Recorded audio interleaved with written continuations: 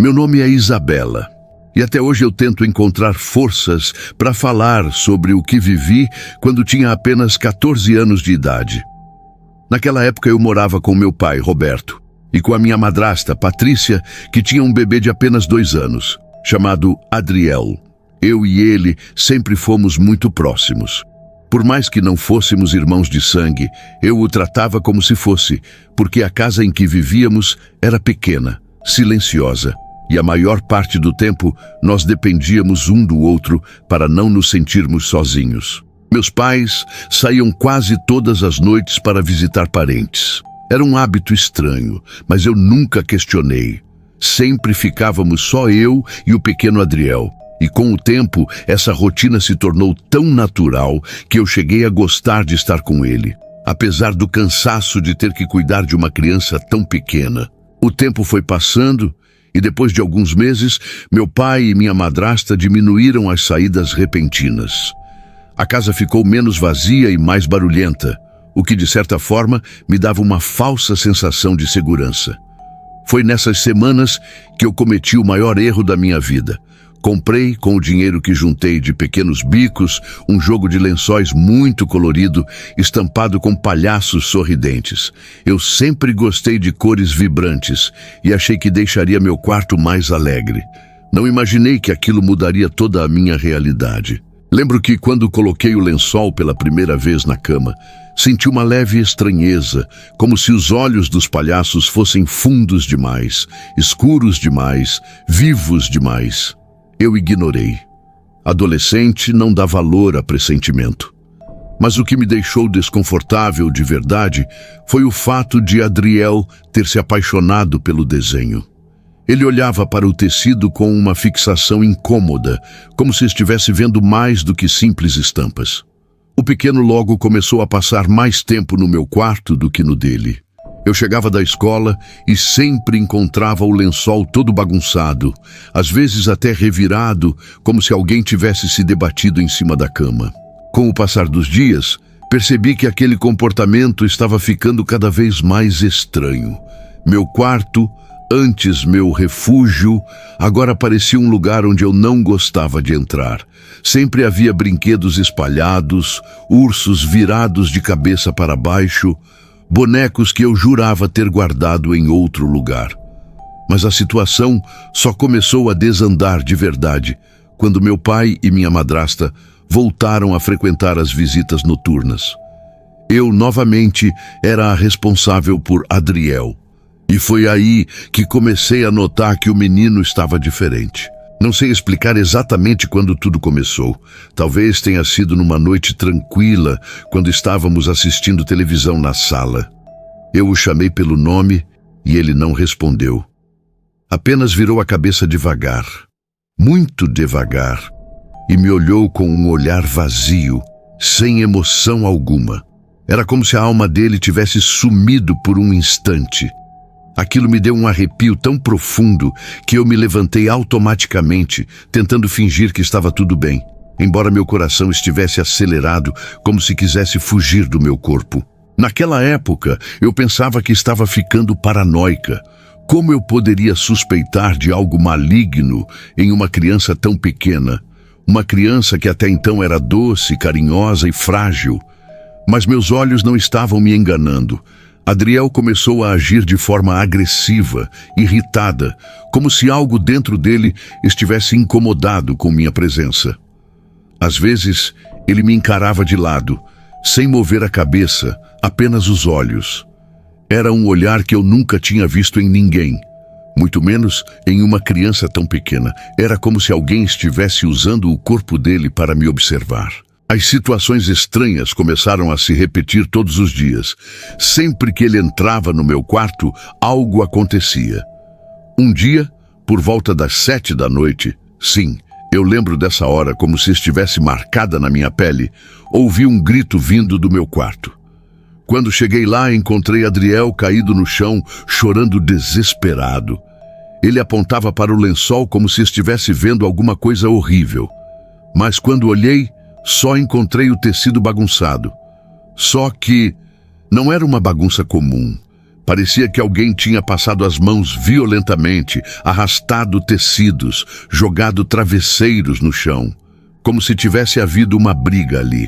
Eu tentei convencer a mim mesma de que Adriel tinha tropeçado ou se assustado com algo na imaginação dele. Mas no fundo, eu já sabia que não era isso. Certa noite meus pais saíram outra vez. Era um sábado e lembro porque tinha um culto acontecendo na rua de baixo. Alguns pastores estavam orando nas casas vizinhas como costumavam fazer às vezes. Eu estava com Adriel na sala e ele simplesmente começou a gritar. Não era um choro comum de criança, era um grito profundo, gutural, cheio de uma raiva que não combinava com o corpo frágil dele. Ele beliscava meus braços, arranhava minhas mãos, se debatia como se estivesse tentando se livrar de mim. Eu não conseguia entender o que estava acontecendo e quanto mais eu tentava ajudá-lo, pior ficava. O barulho foi tão grande que os pastores ouviram e entraram na minha casa, sem ao menos pedir permissão. Eles disseram que estavam sentindo algo pesado, algo errado. Eu fiquei desnorteada, apavorada, mas não consegui reagir. Adriel estava tão descontrolado que meu pai teve que segurá-lo com força. E mesmo assim, parecia que ele tinha uma força adulta, muito maior do que 2 anos de idade poderiam explicar. Quando um dos pastores colocou a mão na cabeça dele para orar, algo aconteceu que até hoje me persegue. Todos fecharam os olhos, menos eu. Algo dentro de mim me dizia que eu precisava ver, que se eu fechasse os olhos, alguma coisa terrível aconteceria. Adriel parou de se debater por um instante. Seu corpo ficou completamente rígido. Depois, muito devagar, ele virou o rosto para mim. Seus olhos, eu nunca vou esquecer. Estavam escuros, profundos, como se não houvesse luz dentro deles. Ele abriu um sorriso torto, completamente deslocado, e naquele sorriso eu vi algo que não deveria ver. Atrás dele, sobreposto ao seu rosto, como se estivesse dentro do corpo dele, estava a imagem de um palhaço. Mas não um palhaço comum. Era uma criatura com a pele branca rachada, um sorriso enorme e dentes longos demais para uma boca humana. Seus olhos eram vazios, mas ao mesmo tempo pareciam vivos. Eles me observavam e eu sentia que ele sabia meu nome, minha idade, minha alma. Foi a visão mais horrível que já tive. Quando os pastores terminaram a oração, Adriel desabou no colo do meu pai, exausto, suado, vermelho, como se tivesse corrido por horas. O pastor disse, com a voz trêmula, que havia um espírito de palhaço tentando usar o corpo do menino, e que aquilo tinha entrado na casa através de algum objeto. Eu sabia exatamente qual objeto era. Naquela noite, sem pensar 2 vezes, juntei todos os brinquedos dele que tinham palhaços, todos os bonecos, todos os ursinhos com estampa colorida. Peguei meu lençol novo, aquele que eu tinha comprado com tanta empolgação, e levei tudo para o quintal. Coloquei em uma pilha e ateei fogo. Assisti tudo queimando, derretendo, se retorcendo. O cheiro era horrível, mas eu não consegui desviar o olhar. Eu precisava ter certeza de que tudo aquilo estava indo embora. Depois desse dia, Adriel voltou ao normal. Nunca mais me olhou daquela forma. Nunca mais gritou daquele jeito. Parece até que ele não se lembrava de nada. Mas eu nunca mais fui a mesma. Até hoje sinto arrepios quando vejo palhaços, mesmo os mais simples. Até hoje sinto que aquela coisa me observou de verdade, como se tivesse entrado na minha mente. E até hoje eu carrego essa dúvida. Que tipo de entidade escolhe se manifestar com a forma de um palhaço? E por quê? Eu nunca recebi resposta. Só recebi o trauma. Meu nome é Isadora. E até hoje carrego comigo um medo profundo que começou quando eu ainda era apenas uma criança. Eu tinha exatos 7 anos de idade. Embora às vezes eu ache que aquela fase da minha vida envelheceu minha alma pelo menos umas 3 décadas a mais. Hoje tenho 23 anos, mas ainda acordo no meio da madrugada com o coração disparado, revivendo a presença daquele boneco que marcou minha infância de uma forma doentia. E agora, pela primeira vez, decido contar tudo, sem esconder nada, porque sinto que de alguma forma aquilo nunca terminou completamente. Quando eu era pequena, minha mãe trabalhava como diarista e certa tarde ela chegou em casa com um presente estranho, um presente que ela dizia ter ganhado de uma cliente. Era um boneco grande, quase do tamanho de uma criança de uns 4 ou 5 anos, com pernas esticadas, sapatos enormes e um rosto pintado com um sorriso congelado. O nome original do personagem eu nunca soube, mas minha mãe dizia que aquele boneco era inspirado num palhaço famoso de muito tempo atrás, algo que fez muito sucesso antes mesmo dela nascer. Por isso ela achou que eu iria gostar, porque, segundo ela, palhaços simbolizavam alegria, festa e brincadeira. Mas comigo nunca foi assim. Eu sempre tive receio deles. Mesmo assim, para não magoar minha mãe, aceitei o presente. Eu o apelidei de Tico, porque parecia engraçado chamá-lo assim. Ele vestia uma roupa azul clara, com detalhes em vermelho escuro, botões grandes no peito e um chapéu meio amassado que parecia grudado na cabeça dele. Seus olhos eram muito redondos e brilhavam de um jeito esquisito quando a luz da janela batia neles. Minha mãe jurava que aquilo era só plástico refletindo o sol, mas para mim parecia outra coisa, como se tivesse vida ali dentro. Mesmo assim, durante o dia eu tentava brincar com ele. Colocava ele sentado no tapete, arrumava seu chapéu e inventava histórias. Mas à noite, a noite era completamente diferente. Desde muito pequena, eu nunca consegui dormir com bonecos virados para mim. Eles me davam a sensação de que estavam observando, esperando, respirando. Então, eu sempre colocava todos eles virados para a parede ou dentro do armário. Com o Tico, porém, isso era ainda pior. Minha mãe insistia que eu deixasse ele sentado no canto do quarto, porque era um presente especial. E eu, com medo de contrariá-la, obedecia. Tico ficava ali, sentado no canto direito do quarto, com as costas encostadas na parede e as pernas esticadas no chão. Da minha cama eu não conseguia vê-lo por causa do guarda-roupa que ficava entre nós. Era bom assim. Eu não queria ver. Numa noite qualquer, que aparentemente seria só mais uma entre tantas, lembro-me de ter tido pesadelos. Eu sonhei que acordava e o via em pé ao lado da minha cama, olhando para mim de cima, curvado, com aquele sorriso congelado prestes a se abrir de verdade. No sonho, ele segurava minha mão e puxava com força para que eu levantasse e o seguisse para algum lugar escuro que eu não conseguia identificar. Acordei gritando. Minha mãe veio correndo, me abraçou e disse que era apenas um pesadelo. Mas mesmo ela dizendo isso, eu sabia que havia algo errado. Eu sentia que aquilo não era só coisa da minha cabeça. Quando finalmente amanheceu, eu acordei e fui direto para o canto do quarto pegar o boneco para brincar, como fazia todos os dias. Mas dessa vez era diferente. Quando cheguei perto dele, senti um arrepio percorrer minha espinha inteira, como se alguém tivesse soprado meu nome bem no meu ouvido. O boneco estava completamente bagunçado. Seu cabelo, que antes era ajeitado em mechas organizadas, estava embolado, desgrenhado, parecendo ter sido arrancado e colocado de volta. Mas o pior não era isso. Ele estava sem roupa, completamente nu.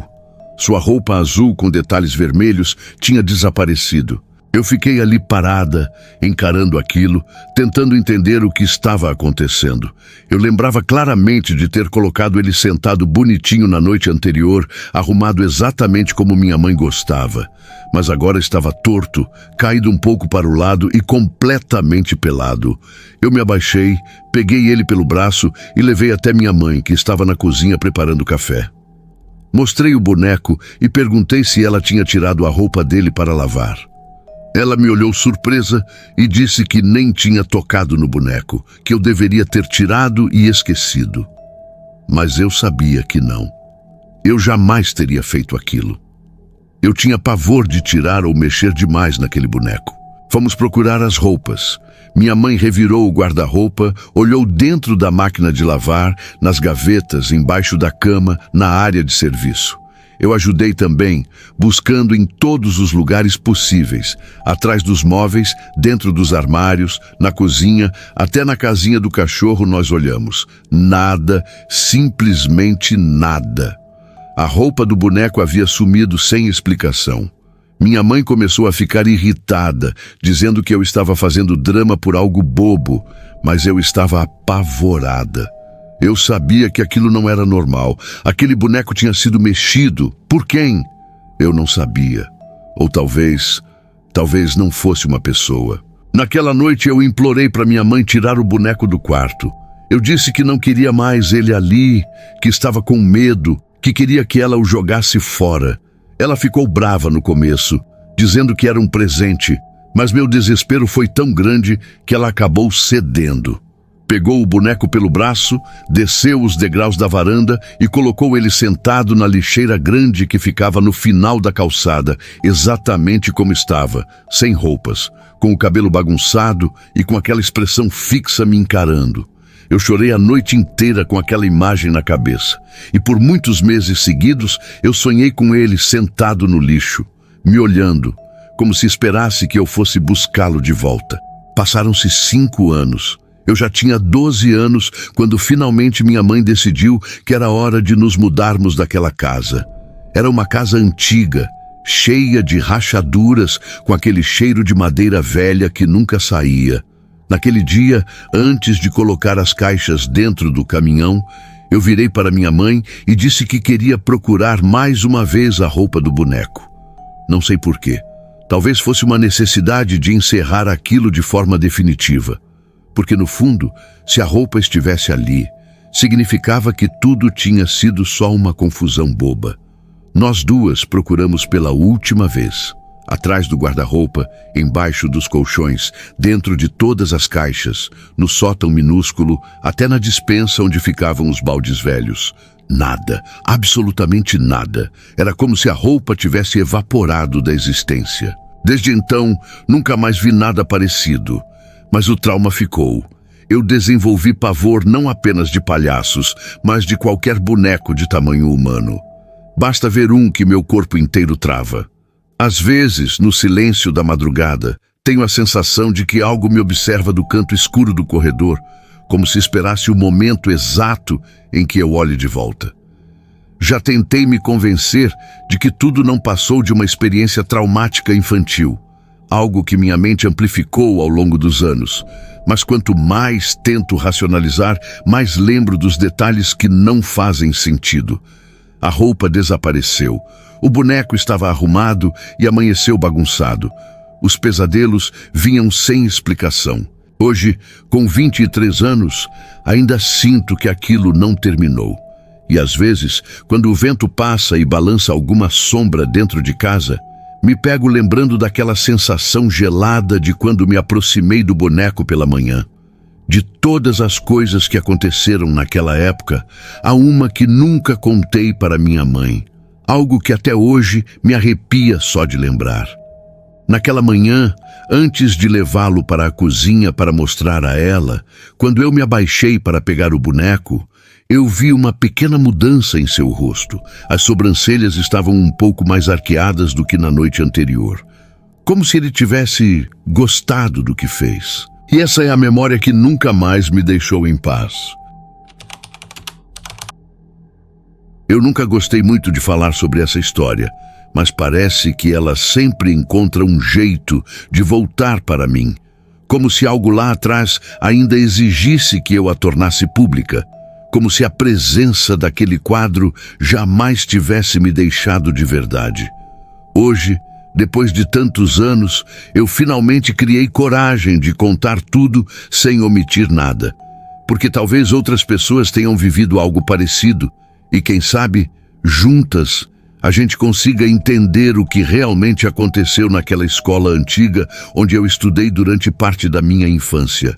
Meu nome é Elisa e eu tinha apenas 10 anos quando vi pela primeira vez o quadro maldito do Arlequim.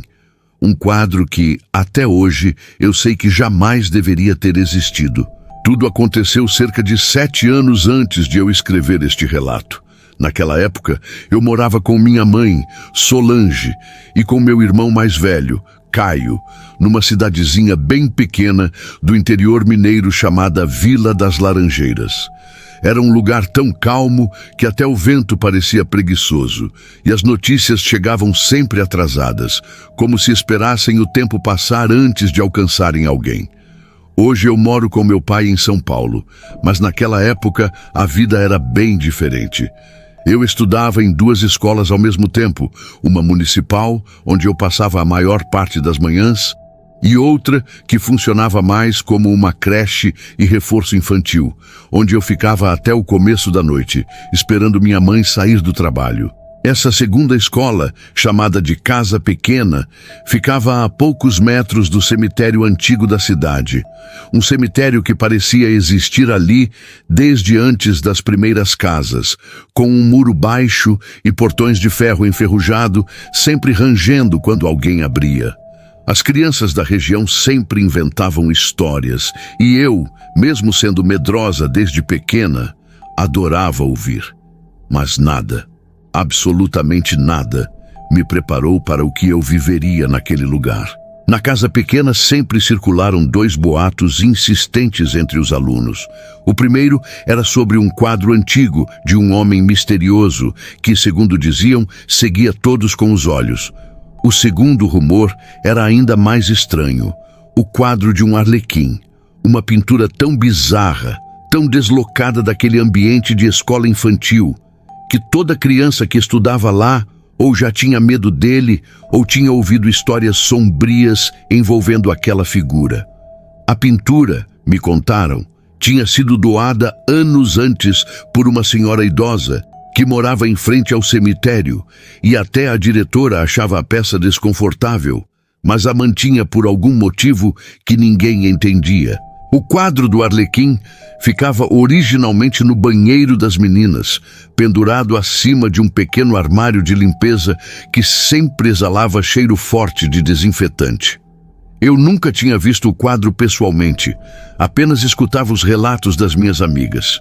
Elas garantiam que o Arlequim sorria quando não havia ninguém olhando, que murmurava coisas incompreensíveis e que às vezes mexia os olhos, como se estivesse observando cada movimento das crianças.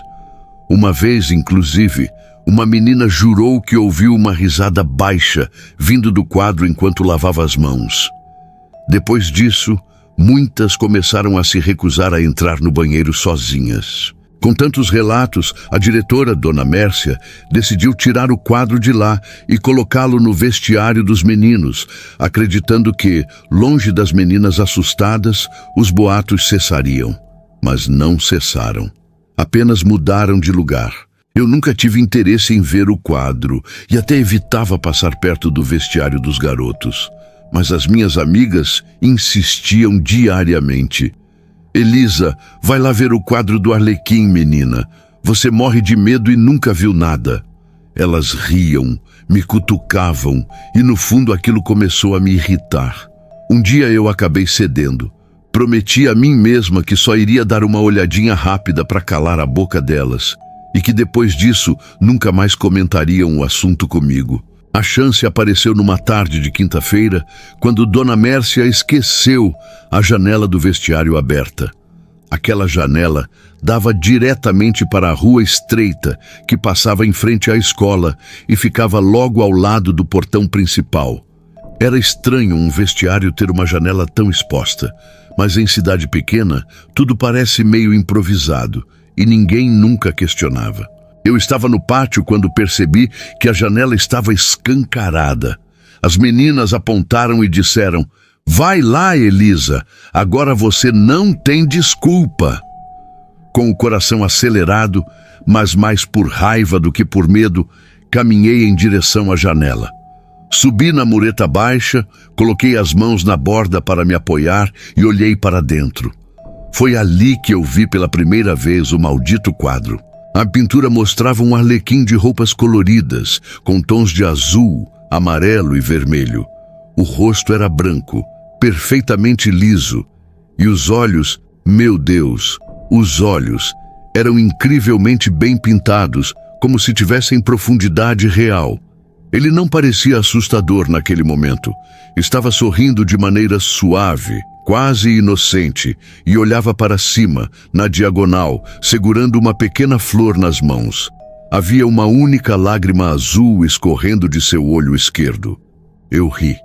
Ri de nervoso, ri da situação, ri porque me senti idiota por ter medo de uma coisa tão boba.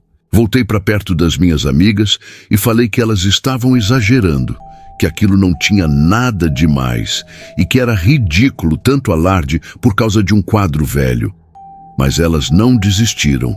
Me disseram para olhar de novo na hora da saída, porque era só no final da aula que o arlequim mostrava quem ele realmente era. Eu chamei aquilo de bobagem.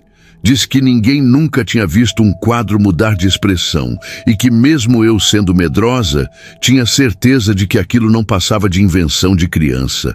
Mas elas insistiram tanto que eu acabei prometendo que olharia novamente antes de ir embora. O resto do dia foi normal até demais.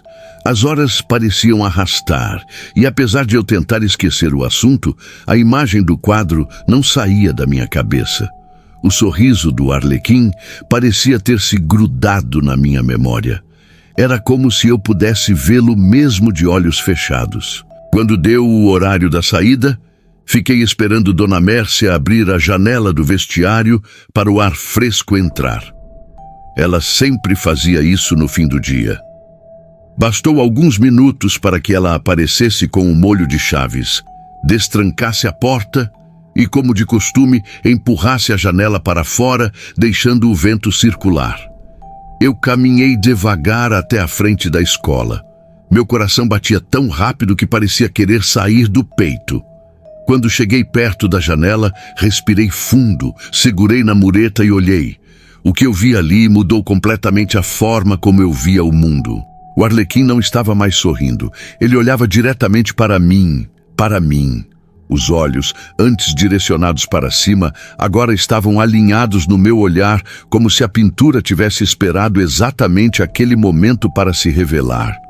Sua expressão estava profundamente triste, deformada por uma angústia que parecia humana demais para ter sido pintada por mãos comuns. Mas o pior veio depois. Do seu olho esquerdo escorria um filete grosso e escuro que eu imediatamente reconheci como sangue. Um sangue tão vermelho quanto o de um ferimento fresco. Do olho direito, porém, descia um filete claro que parecia água. Uma lágrima transparente, quase luminosa, como se refletisse a luz do ambiente dentro do vestiário. Eu não lembro muito bem do que aconteceu imediatamente depois. Sinto como se minha mente tivesse bloqueado parte do trauma. Mas lembro da sensação. Meu corpo gelou, minhas mãos ficaram trêmulas e minha visão ficou esbranquiçada, como se eu fosse desmaiar. A única coisa que consegui fazer foi gritar. Gritei tão alto que até o porteiro saiu correndo da guarita. Eu corri sem olhar para trás. Corri direto para casa, tropeçando na calçada, escorregando na poeira, chorando como se estivesse fugindo de algo que pudesse saltar da janela e me agarrar pelos cabelos. Quando cheguei em casa, implorei a minha mãe para jamais me levar de volta àquela escola. Ela achou que eu tinha visto algum bicho, algum rato morto, algo normal, mas eu jamais consegui explicar o que tinha visto. Era impossível colocar em palavras que um quadro havia mudado de expressão. Parecia loucura demais, até mesmo para uma criança. Depois daquele dia, nunca mais voltei à casa pequena. Minha mãe me transferiu para outra instituição, e eu tentei ao máximo esquecer tudo aquilo. Mas, por mais que eu tentasse, o rosto do arlequim me perseguia. Em sonhos, em lampejos de lembrança, em sombras projetadas pela luz da noite. E com o passar dos anos, aprendi uma coisa. Aquilo não era apenas imaginação infantil. Não podia ser. A tristeza daquele olhar, a profundidade daqueles olhos, a sensação de ser observada, nada daquilo era comum.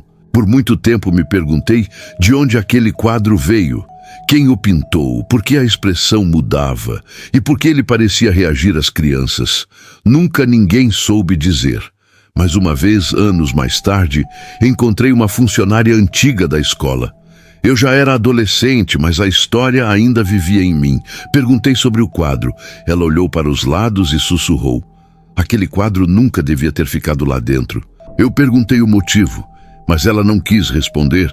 Apenas disse que ele havia sido queimado num acidente pouco tempo depois que eu saí. Um incêndio que começou sozinho, numa sala onde não havia fio exposto, nem vela, nem máquina ligada. Um fogo que destruiu exatamente uma única coisa, o quadro. Mas nada queimou. Até hoje não sei se isso me conforta ou me assusta ainda mais. Muita gente acha que objetos amaldiçoados são só histórias inventadas. Eu queria, do fundo da alma, que fosse verdade. Mas eu vi aquele quadro mudar. Eu vi o Arlequim olhar dentro de mim como se fosse vivo. Eu vi as lágrimas, de sangue e de água, escorrendo por um rosto que jamais deveria ter se movido. E talvez, se eu fechar os olhos agora, eu ainda consiga ver.